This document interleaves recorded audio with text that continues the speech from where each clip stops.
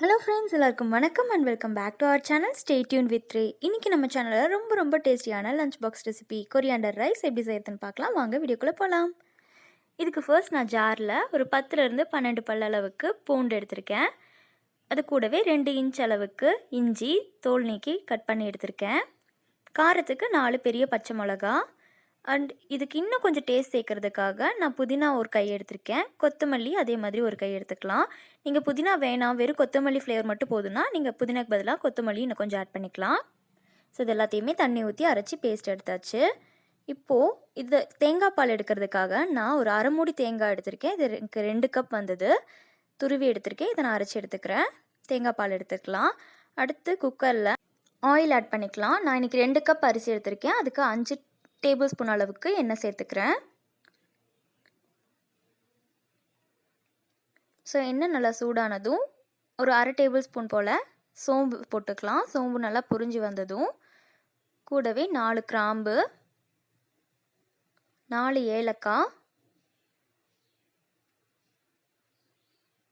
2 துண்டு பட்டை, அப்புறம் 2 பிரியாணி இலை. இதெல்லாமே சேர்ந்து அந்த எண்ணெயில் நல்லா பொரிஞ்சு வரட்டும்.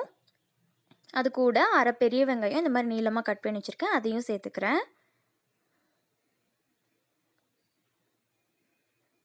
வெங்காயம் கொஞ்சமாக கலர் மாதிரி வரட்டும்.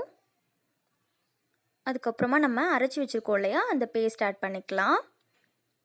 ஸோ நம்ம எல்லாமே இதில் போட்டுட்டதுனால வேறு எதுவுமே இதுக்கு தனியாக ஆட் பண்ண வேண்டியதில்லை. இஞ்சி பூண்டு எல்லாமே நம்ம அதிலே அரைச்சிட்டோம். இதுக்கு இன்னும் கொஞ்சம் கலர் சேர்க்கறதுக்காக பச்சை பட்டாணி ஒரு அரை கப் அளவுக்கு எடுத்திருக்கேன். இது ஆப்ஷனல் தான், கண்டிப்பாக ஆட் பண்ணணும்னு இல்லை. இதெல்லாம் சேர்த்து ஒரு மிக்ஸ் பண்ணிக்கலாம். இப்போது இது கூட தேங்காய் பால் நம்ம எடுத்துருக்கோம் இல்லையா, அதை சேர்த்துக்கலாம். 2 கப் அரிசிக்கு நான் 6 கப் தண்ணி சேர்த்துவேன். ஸோ நான் இதில் 2 கப் தேங்காய் பால் சேர்த்துட்டனால மீதி 4 கப்புக்கு நான் தண்ணி ஆட் பண்ணிக்கிறேன். தேவையான அளவுக்கு உப்பும் ஆட் பண்ணிக்கலாம். டேஸ்ட் பார்த்துட்டு உங்களுக்கு காரம் பத்தலைன்னா பச்சை மிளகா இந்த மாதிரி ஆட் பண்ணிக்கோங்க. எனக்கு காரம் பத்தலைன்றனால 2 ஆட் பண்ணியிருக்கேன் கட் பண்ணி. நல்லா தண்ணி கொதித்ததும் அரிசி ஆட் பண்ணிக்கோங்க.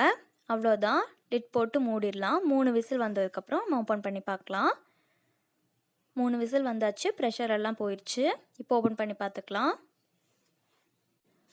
நம்மளோட ரொம்ப டேஸ்டியான கொத்தமல்லி சாதம் ரெடி ஆயிடுச்சு. இதை நம்ம லைட்டாக கிளறி விட்டுடலாம். ஸோ எல்லா பக்கமும் நல்லா அந்த கொத்தமல்லி எல்லா ஃப்ளேவரும் பரவற மாதிரி நல்லா கிளறிக்கங்க. ஸோ மேலே கடைசியாக கொத்தமல்லி கொஞ்சமாக தூவி இறக்கிட்டோன்னா நம்ம கொரியாண்டர் ரைஸ் ரெடி. நீங்கள் கண்டிப்பாக இது உங்கள் வீட்டில் ட்ரை பண்ணி பார்த்துட்டு எப்படி வந்துச்சுன்னு கமெண்ட்டில் சொல்லுங்கள். மறக்காமல் நம்ம சேனலை சப்ஸ்கிரைப் பண்ணிவிடுங்க. தேங்க்ஸ் ஃபார் வாட்சிங்.